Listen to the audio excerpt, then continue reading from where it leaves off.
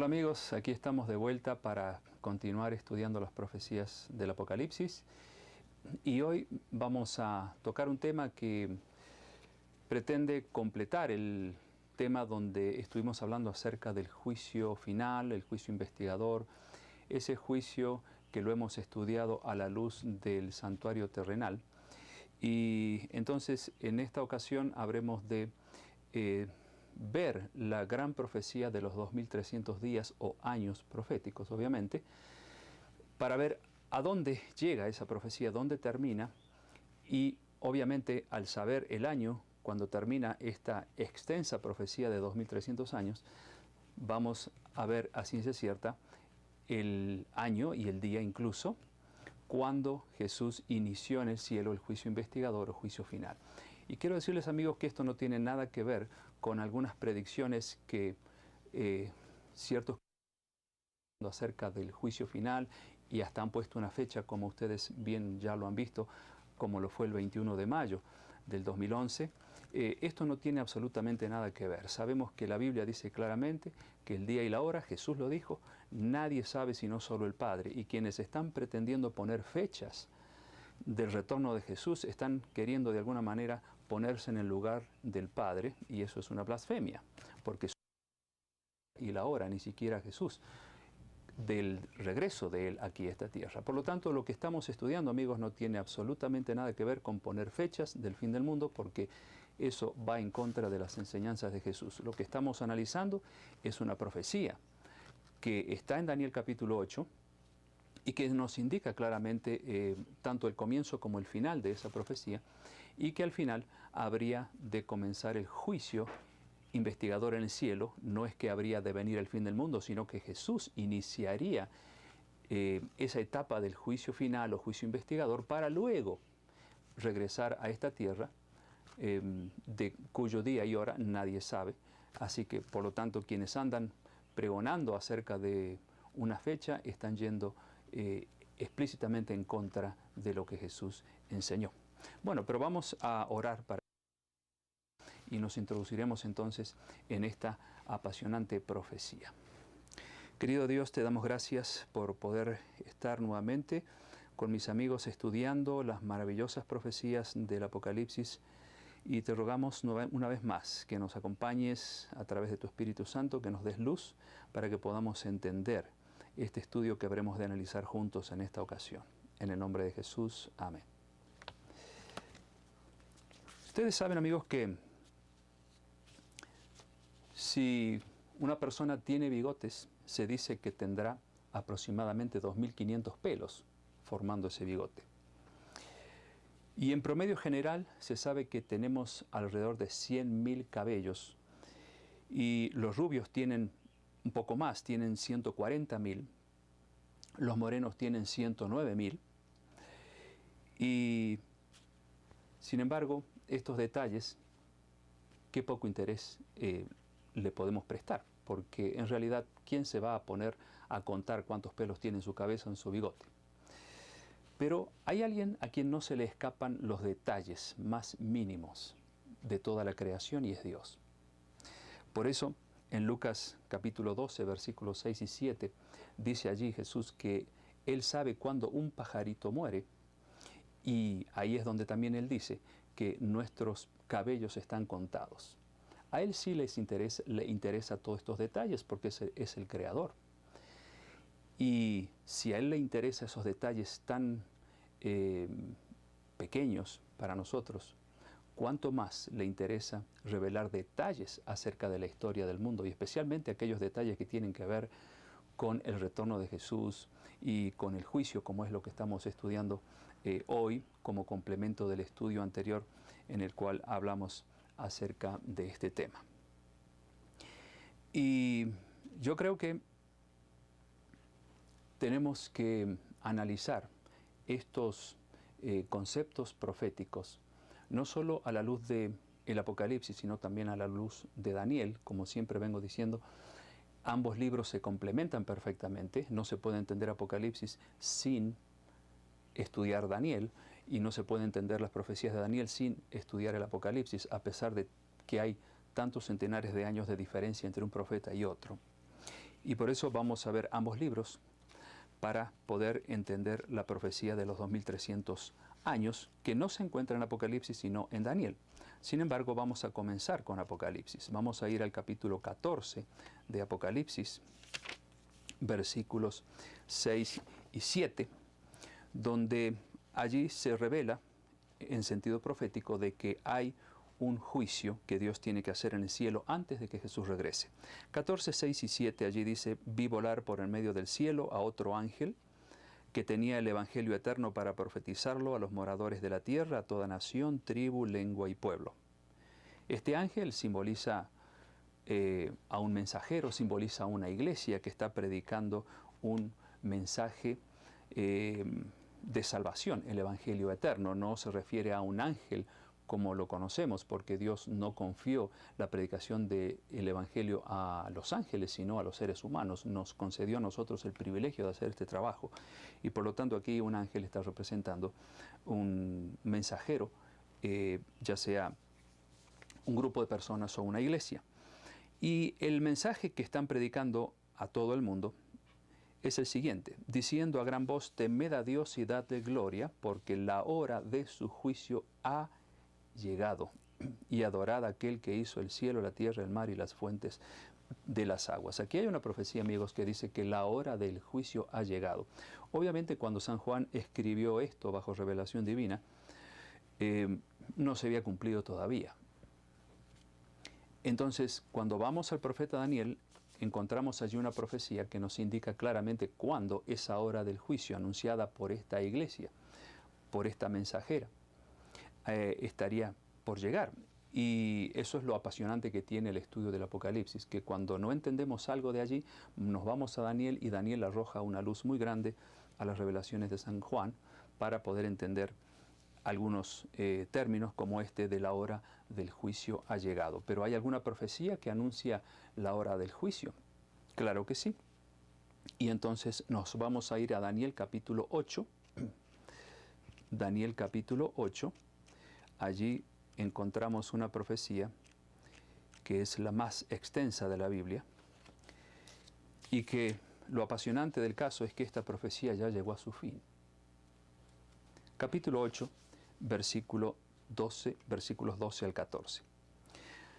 Allí el profeta Daniel dice, está hablando anteriormente acerca de un poder político religioso que echaría por tierra la verdad. Ya hemos hablado de esto anteriormente, pero es bueno que lo aclaremos para que ustedes sepan de qué viene hablando anteriormente, ya que el versículo 12 dice, y a causa de la prevaricación, o sea, prevaricar quiere decir faltar el respeto a una autoridad superior, como lo es Dios. A causa de la prevaricación le fue entregado el ejército, el pueblo de Dios se refiere, junto con el continuo sacrificio, y echó por tierra la verdad, e hizo cuanto quiso y prosperó. Aquí se habla de un poder apóstata que pervertiría la verdad de la palabra de Dios, haría cuanto quisiera, perseguiría a los hijos de Dios y prosperaría.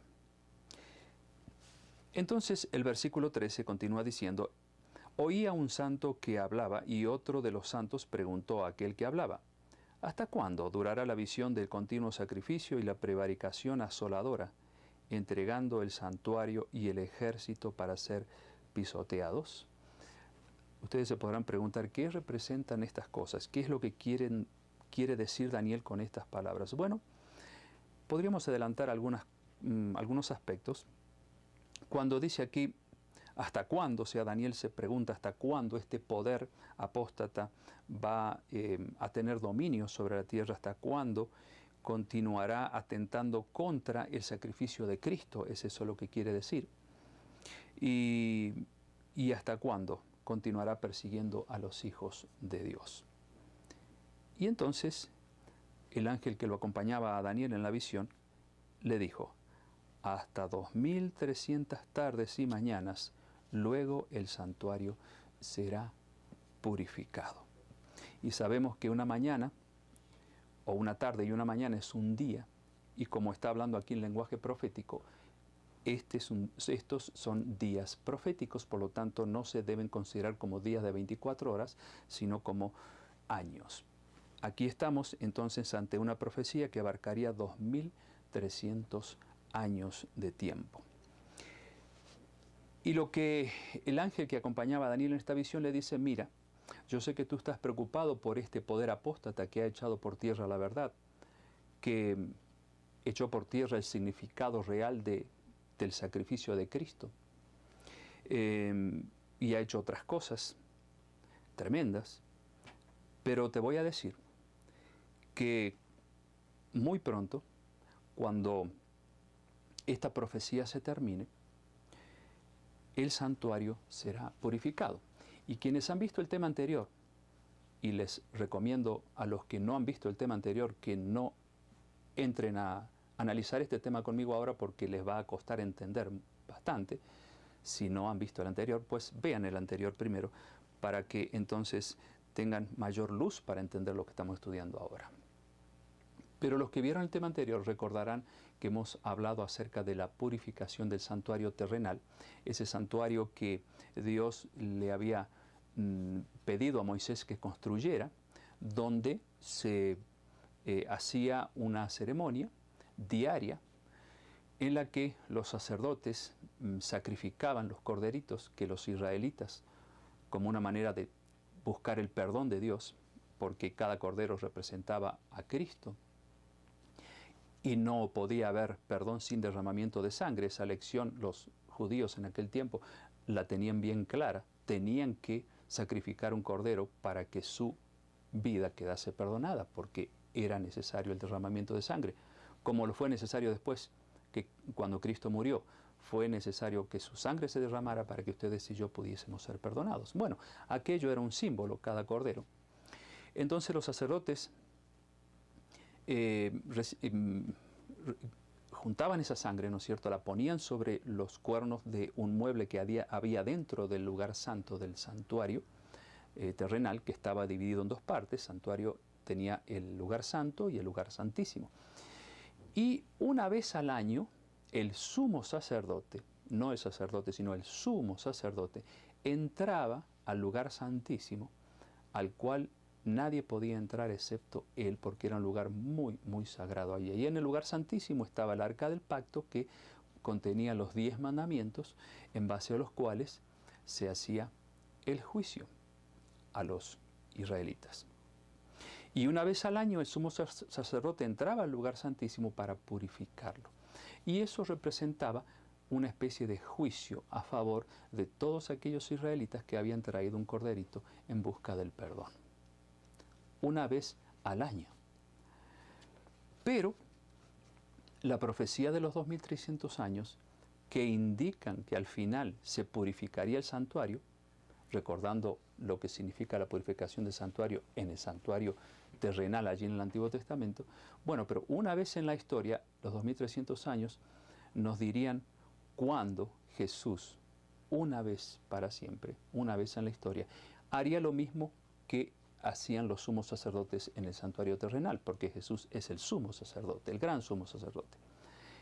Él, al final de los 2300 años, haría lo mismo, pasaría del lugar santo al lugar santísimo para purificar el santuario. En otras palabras, iniciar allí el juicio a favor de todos los que se vayan a salvar y también dar el veredicto a los que no merecen la salvación, llamado juicio final o llamado juicio investigador. Esto a manera de repaso de lo que vimos en la lección anterior, para que refresquemos un poco la memoria y podamos entender entonces cuán importante es la profecía de los 2300 años o días proféticos.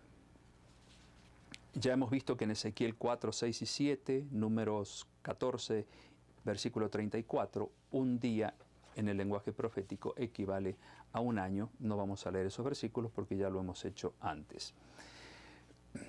¿A partir de qué fecha comenzaría a contarse los 2300 días proféticos? Bueno, ahí en Daniel capítulo 9, versículo 25, ustedes pueden leer desde el 20 en adelante, cuando este ángel que acompañaba a Daniel en estas visiones asombrosas le explica parte por parte cómo esa profecía se iba a ir desplegando a lo largo de la historia. Pero vamos a leer el versículo 25. ¿Desde qué fecha comenzarían a contarse los 2300 días proféticos? versículo 25. Sabe pues y entiende que desde la salida de la orden para restaurar y edificar a Jerusalén hasta el Mesías príncipe, o sea, hasta la venida de Jesús, la primera, habrá 7 semanas y 62 semanas se volverá a edificar la plaza y el muro en tiempos angustiosos. En otras palabras, amigos, lo que está queriendo decir aquí el ángel al profeta Daniel es que los 2300 años comenzarían con lo que ustedes pueden encontrar en el libro de Esdras, capítulo 7, cuando se habla de un decreto, el decreto del rey Artajerjes, un decreto de reconstrucción, como dice el versículo 25, de la ciudad de Jerusalén, que más de una vez era destruida por la invasión de los paganos. Y la fecha en que se reconstruyeron los muros de Jerusalén fue en el año 457 a.C. Es decir, que tenemos que pensar en este año como el inicio de los 2300 días o años proféticos. 457 a.C., cuando el rey Artajerjes dio el decreto de reconstrucción de Jerusalén. Y si ustedes sacan la cuenta desde el año 457, suman 2300 años, les va a llevar indefectiblemente a una fecha que no la tenemos muy lejana de la nuestra.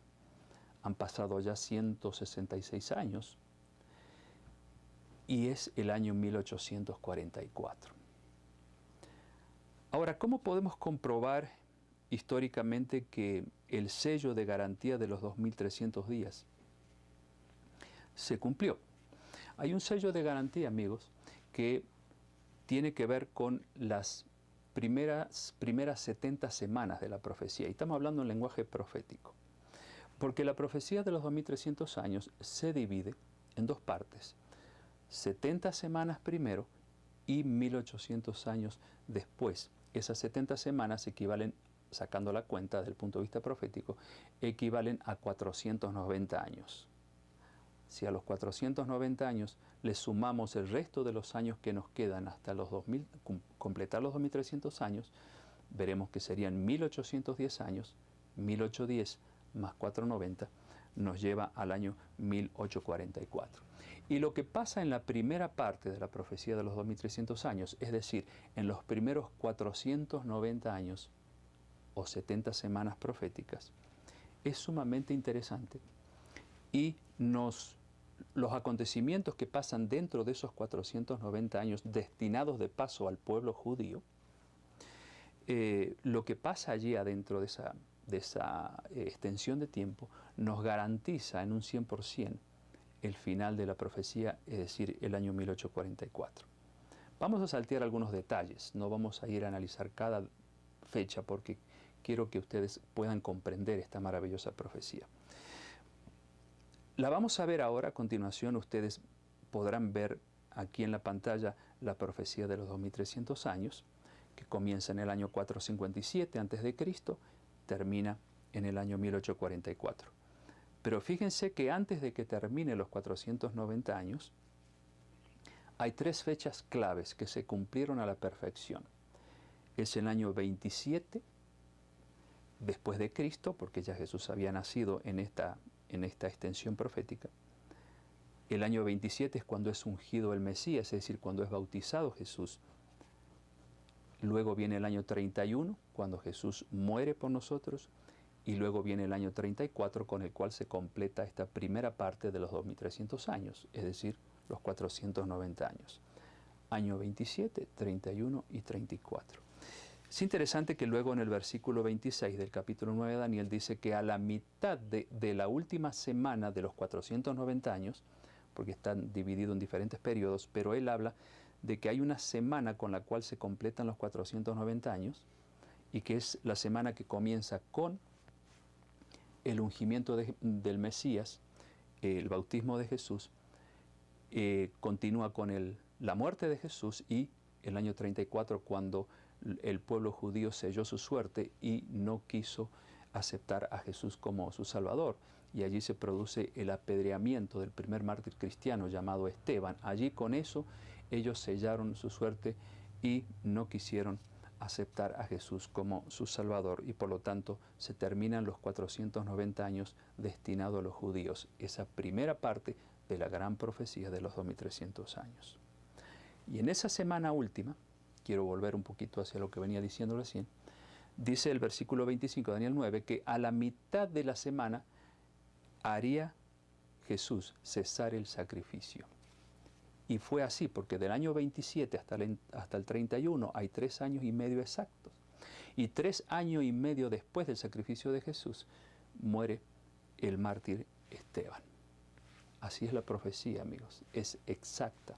Y por lo tanto, si estos 3 acontecimientos ocurrieron en forma tan exacta como fue predicha, así también el final de la profecía de los 2300 años ocurriría en una forma exacta, porque Dios es un Dios que tiene en cuenta los más mínimos detalles en todas las cosas, como hemos visto desde el principio. Entonces, entendiendo esto, que la profecía de los 2300 años comienza en el año 457 a.C.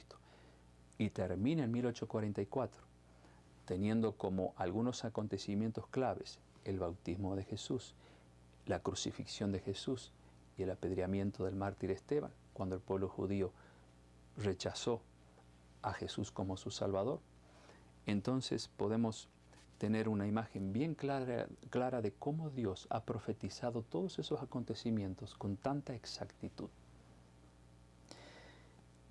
En el año 31 después de Cristo, cuando Jesús muere, allí a la mitad de la semana, es decir, la última semana de los 490 años, semana profética, o sea, 7 años, ¿no? El velo del templo se rasgó en 2, es decir, cuando muere Jesús, el santuario terrenal del cual hemos venido estudiando, deja de funcionar como tal. Ya no era necesario para el judío traer un corderito para ser sacrificado, porque ahora el Cordero de Dios que quita el pecado del mundo murió en la cruz del Calvario, representando a todos esos corderos que los israelitas traían para buscar el perdón al santuario terrenal. Se rasga el velo en 2, es decir, el lugar santo y el lugar santísimo ahora ya no están más divididos, eso se divide en 2 partes, queriendo significar de que ahora el santuario terrenal no tiene ninguna función más. Pero nos queda todavía entender que la función de ese santuario terrenal tenía entonces que verse desde el punto de vista profético, porque en el cielo también está el santuario del cual se hacía una copia aquí en la tierra, el santuario verdadero, y donde Jesús tenía que entrar al fin de los 2300 años dentro del lugar santísimo para iniciar la obra de purificación de su pueblo, la obra del juicio final. Así como los sumos sacerdotes una vez al año entraban al santuario para hacer ese tipo de juicio por el pueblo. Espero, amigos, que lo vayan entendiendo. Estoy tratando de repetir muchos conceptos para que les quede claro este estudio, que no es fácil. Sin embargo, si es necesario volver a verlo otra vez, háganlo, porque es importante conocer esta asombrosa profecía que nos dice algo muy, muy interesante, que hay una fecha cuando se inició en el cielo el juicio final. Y si se inició en el cielo el juicio final, quiere decir que Jesús, en algún momento de la historia, poco después de 1844, cuando terminan los 2300 años, Él habrá de regresar a la tierra a buscar a su pueblo. ¿Cuándo? No lo sabemos ni usted ni yo, ni Jesús, ni los ángeles, solo el Padre lo sabe. Por lo tanto, no podemos decir una sería ir en contra de la palabra de Dios. Pero lo que sí la Biblia dice es que habría un día y un año en que empezaría el juicio final, y eso está especificado en la profecía que estamos estudiando. Vamos entonces ahora a Daniel capítulo 12 y versículo 4, 12:4, donde el profeta Daniel recibe de parte del ángel que lo acompañaba en las visiones estas palabras. Pero tú, Daniel, cierra las palabras y sella el libro, o sea, este libro. Hasta muchos correrán de aquí para allá y la ciencia se aumentará. En otras palabras, Dios, a través de esta visión que Daniel tiene, le está diciendo, mira, este libro que tú has escrito, que tiene tantas profecías, no va a ser entendido sino hasta recién en el tiempo del fin. Muchos correrán de aquí para allá y la ciencia teológica especialmente, se aumentará. Es decir, habrá luz en muchos cristianos para poder entender estas profecías que Daniel no tuvo el privilegio de entenderlas, sino solo de escribirlas. Porque en su totalidad no pudo entenderlas porque él no estaba viviendo en el tiempo que se cumpliría esta profecía, pero nosotros sí. Y lo más asombroso, amigos, es que nosotros ahora vemos esta profecía no como Daniel la veía, él la veía allá hacia el futuro distante, pero nosotros ahora la miramos hacia atrás. Por eso Dios ha dejado esta revelación para que la podamos entender en el tiempo del fin, poco antes de la segunda venida de Cristo. Y vamos a Apocalipsis capítulo 10, donde encontramos también allí algunos datos interesantes acerca de este tiempo cuando las profecías, tanto de Daniel como Apocalipsis, habrían de ser entendidas, de ser estudiadas por hijos de Dios, a quienes Dios le daría luz para poder comprenderlas y enseñarlas al mundo entero. Capítulo 10 de Apocalipsis, versículo 1 y 2, dice, vi descender del cielo a otro ángel fuerte, envuelto en una nube con el arco iris sobre su cabeza, y su rostro era como el sol y sus pies como columna de fuego. Tenía en su mano un librito abierto y puso su pie derecho sobre el mar y el izquierdo sobre la tierra. Y clamó a gran voz como ruge un león. Cuando hubo clamado, 7 truenos emitieron sus voces. Y siguen otros términos allí, proféticos. Y aquí nos está hablando el profeta San Juan acerca de un librito que sería abierto, que sería comprendido en el tiempo del fin. Y obviamente el complemento de las profecías del Apocalipsis son las profecías de Daniel. Por lo tanto, aquí San Juan está hablando de ese librito, el profeta Daniel, que sería recién entendido en el tiempo del fin, ese tiempo del fin que se inició ya algunos siglos atrás, como hemos estudiado anteriormente, no hace mucho tiempo.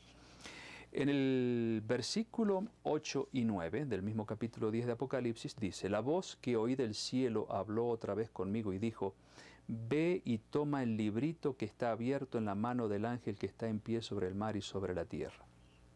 Y fui al ángel diciéndole que me diese el librito, y él me dijo, toma y cómelo. En otras palabras, toma, estúdialo, disfrútalo, porque aquí se está hablando en el sentido simbólico de alimentarse de enseñanzas proféticas que estaban en el libro de Daniel, que es un librito porque tiene 13 capítulos nada más, pero está cargado de un mensaje profético realmente impresionante.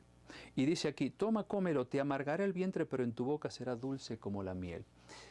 Y en este versículo, amigos, encontramos lo que ocurrió aquel 22 de octubre de 1844, cuando terminaron los 2300 días o años proféticos, y cuando Guillermo Miller, aquel cristiano bautista, estudió y descubrió estas grandes enseñanzas, pero, la fecha era exacta, 22 de octubre de 1844, era indiscutible, nadie podía discutir eso, porque estaba escrito que así iba a ser. Pero él se equivocó en el evento al interpretar de que el santuario era la tierra y que la tierra sería purificada y por lo tanto eso significaría el fin del mundo y que Dios entonces intervendría y Jesús vendría por su pueblo. Nada que ver. Por eso se conoce el 22 de octubre de 1844 el día del gran chasco, cuando en realidad no había ninguna iglesia organizada para poder pensar, bueno, tal iglesia tuvo la culpa. No, porque era un grupo de creyentes. Y ya les digo, Guillermo Miller era bautista, había metodistas, había de diferentes iglesias evangélicas estudiando estas maravillosas profecías, pero no había todavía una iglesia organizada, porque Dios estaba restaurando su pueblo, estaba sacándolo del error para poder formar por fin una iglesia organizada que pudiese ser la que cumpliría el mensaje de Apocalipsis 14, 6 y 7, que llegase a ser ese mensajero, ese ángel, que predicaría al mundo entero de que el juicio de Dios ha llegado. Y bueno, entonces en el versículo 10 dice, entonces tomé el librito de la mano del ángel, lo comí, era dulce en mi boca como la miel, pero cuando lo hube comido amargó mi vientre. Y ahí está el gran chasco o la gran decepción del 22 de octubre de 1844, porque Jesús no vino en esa fecha.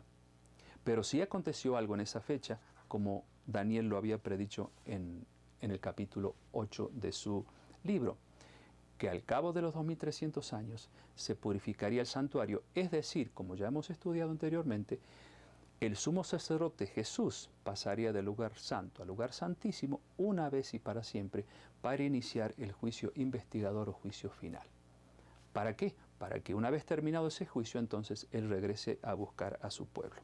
Y de allí entonces que el versículo 11 dice, y Él me dijo, es necesario que profetices otra vez sobre muchos pueblos, naciones, lenguas y reinos. En otras palabras, allí se nos dice, amigos, que después de ese chasco, después de esa amargura, era necesario que ese grupo de creyentes sinceros volvieran a profetizar, volvieran a enseñar al mundo entero de que en realidad, por un lado, se habían equivocado, que no era el día del regreso de Jesús porque Jesús no puso fechas, ya lo hemos dicho un montón de veces, sino que lo que acontecía era que el Señor Jesús iniciaba el juicio investigador final en el santuario celestial para prepararse para venir a esta tierra. Y por fin, cuando termine ese juicio allí en el cielo, que de paso se está haciendo en base a lo que está dentro del arca del pacto, esa arca del pacto que a San Juan se le permitió ver, como hemos visto en Apocalipsis 11, 19, y dentro del arca del pacto están los 10 mandamientos, la norma de juicio de Dios, los 10 mandamientos tal como están en Éxodo 20, sin sacar ninguno, ¿no es cierto? Bueno, el juicio está siendo hecho en base a esa santa ley, por eso la tenemos que atesorar a esa ley en nuestros corazones, porque Dios está teniendo en cuenta esa ley en el juicio.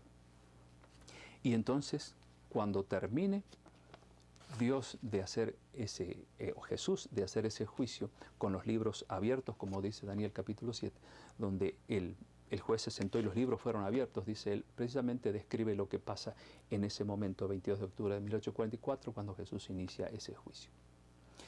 Poco después, no sabemos cuántos años, dijimos que han pasado 166 años, y Jesús en algún momento obviamente terminará de ver los nombres de esos libros y de darle a cada uno conforme a lo que haya hecho. Entonces se producirá, de acuerdo a Apocalipsis 8, un silencio en el cielo, la actividad mediadora de Cristo cesa, la actividad del juicio termina, para que Jesús entonces con sus millares de ángeles regrese aquí a la tierra a buscar a sus hijos. Y allí también se declararán aquellas palabras de Apocalipsis 22, 11, cuando Jesús tendrá que decir por primera vez, el que es justo practique la justicia todavía, pero el que es injusto sea injusto todavía. El que es puro purifíquese todavía, pero el que no es puro siga siendo impuro, pues no habrá quien esté intercediendo por aquellos que quieran arrepentirse cuando Jesús salga del santuario donde está intercediendo aquí a esta tierra a buscarnos. Por eso, amigos, vivimos en un tiempo muy solemne, muy significativo, cuando ustedes y yo tenemos que tomar muy en serio el plan de salvación y lo que Jesús ha hecho por nosotros. Bueno, espero que les haya quedado claro este estudio. Vuélvanlo a repasar si hay algo que no pudieron entender, pero una vez más, 22 de octubre de 1844 se inició en el cielo, de acuerdo a la profecía, el juicio investigador, a un juicio que no debiera despertar en nosotros ningún temor, al contrario, sino esperanza, porque sabemos que pronto el Señor Jesús saldrá del lugar santísimo del santuario celestial para venir a buscarnos. ¿No es eso acaso un motivo de alegría y de regocijo saber que Jesús viene pronto? Claro que sí. Solo los que no aman a Dios pueden tenerle miedo al juicio, ¿verdad? Pero los cristianos no. Vamos a terminar con una oración.